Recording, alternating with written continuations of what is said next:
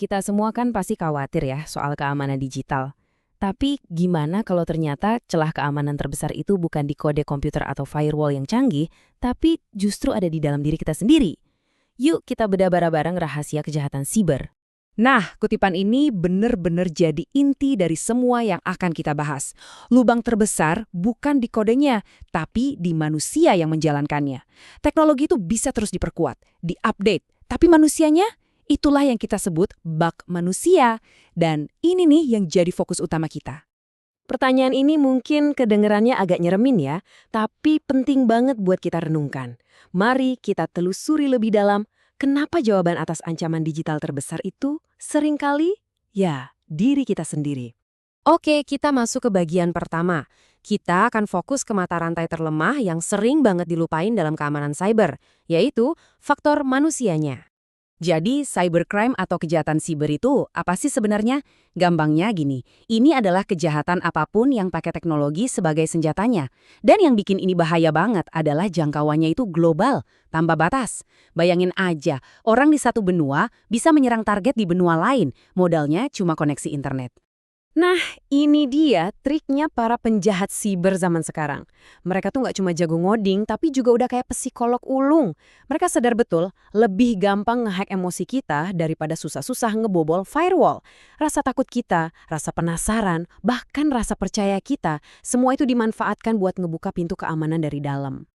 Terus, kenapa sih kita yang jadi mata rantai terlemah? Jawabannya simpel, karena kebiasaan kita sehari-hari. Mulai dari mikir, nggak mungkin kejadian sama gue, ninggalin laptop kebuka gitu aja di kafe, terus dikit-dikit posting info pribadi di medsos. Apalagi kalau ada yang ngaku-ngaku dari bank, langsung percaya aja.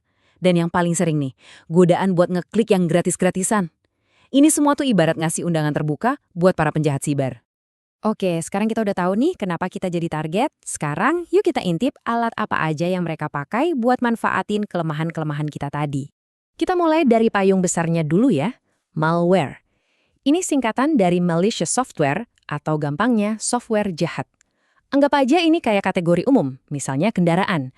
Nah, di dalamnya tuh ada banyak jenis. Ada mobil, motor, bis, dan virus itu cuma salah satunya. Nah, ini nih yang sering bikin bingung, bedanya virus sama worm. Intinya gini, virus itu butuh tumpangan. Dia harus nempel ke file lain dan butuh kita buat ngeklik file itu biar dia bisa nyebar. Kalau worm, wah ini jauh lebih mandiri. Dia bisa jalan-jalan sendiri lewat jaringan buat nyari komputer lain buat diinfeksi. Nggak perlu bantuan kita sama sekali. Bahaya banget kan? Kalian tahu kan cerita kuda Troya dari legenda Yunani? Nah, di dunia digital konsepnya sama persis.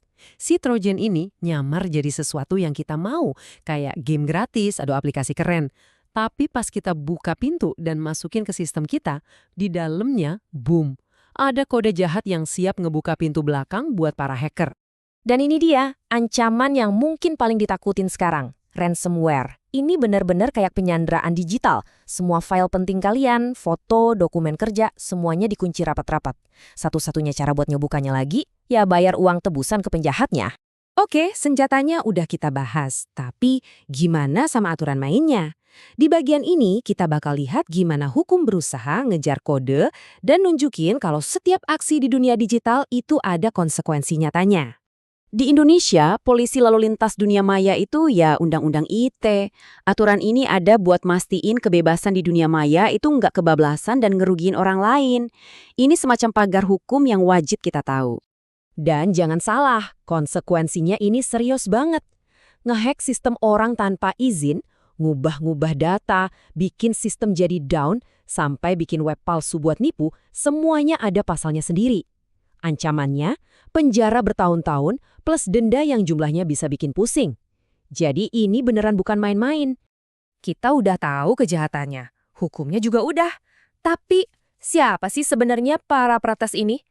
Ternyata dunia mereka itu nggak sesimpel hitam dan putih loh, ada banyak warna di antaranya.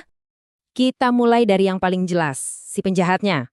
Black Hat Hacker atau peretas topi hitam. Motivasi mereka ya cuma satu, kejahatan. Entah itu buat nyuri duit, nyolong data, atau ya sekedar iseng bikin kekacauan.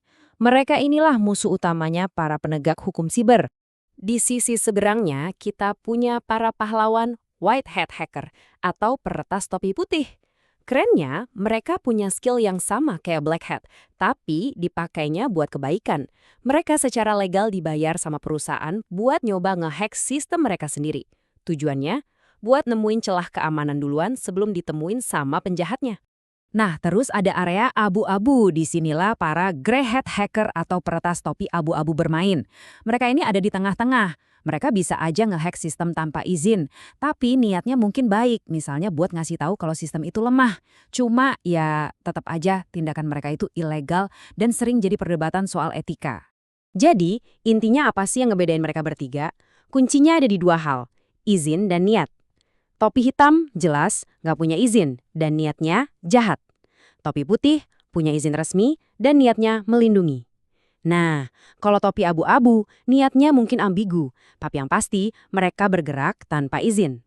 Oke, kita udah ngebahas ancamannya, senjatanya, hukumnya, sampai para pelakunya. Sekarang bagian yang paling penting. Terus kita harus gimana? Jadi, apa nih yang bisa langsung kalian lakuin?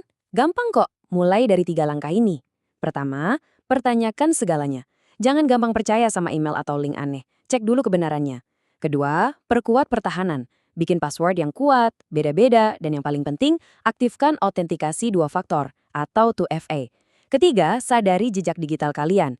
Hati-hati sama apa yang kalian bagi di internet. Ingat, data pribadi kalian itu barang berharga buat penyerang. Kita tutup dengan pertanyaan ini. Keamanan siber itu bukan cuma urusan para ahli, tapi tanggung jawab kita semua. Sekarang kalian udah tahu aturan mainnya, udah kenal para pemainnya. Kalian bukan lagi sekedar target yang pasrah, tapi kalian adalah garda terdepan pertahanan. Jadi, peran apa yang akan kalian mainkan?